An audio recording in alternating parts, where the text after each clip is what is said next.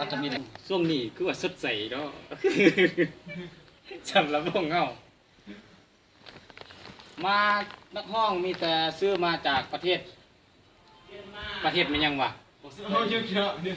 ประเทศยังวะลืมละแล้วประเทศตัวเองยังบ่ฮู้ได้นี่ประเทศยังวะอันดำๆน่ะ ฟิกาไตแอฟริกาใต้ได้นักห้องอาสุดก็ได้สิเด้อันนี้ว่าสิเด้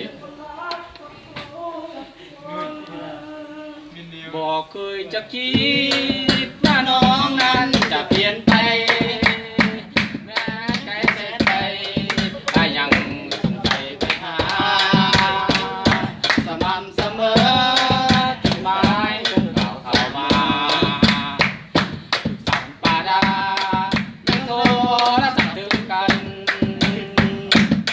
เคยจะคิดว่าน้องใจง่ายอย่างนี้ห่างกัน2 ปีคนดีก็เปลี่ยนแปรผัน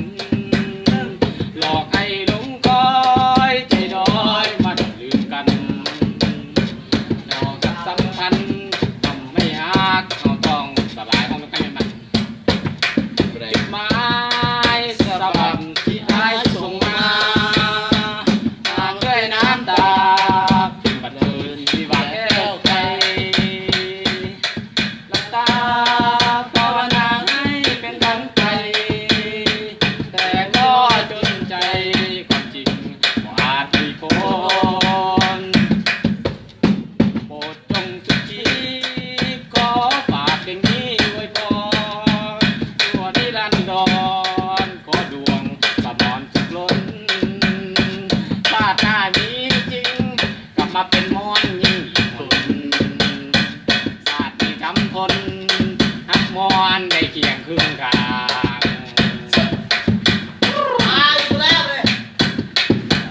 นั่นก็โซอยู่ทงไอ้มุกคำบอกกับเจ้าสิ่งนี้มือนี้บ่เป็นตายอยู่หัวใจมักหูมันบ่หูอาการบ่อยากปากกับใครอยากชวนเอาใจเจ็บซ้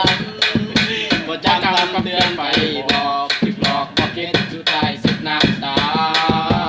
ฮักไอ้ก็ฮักหมดใจแล้วทำไมบ่เคยได้ฮักกลับคืน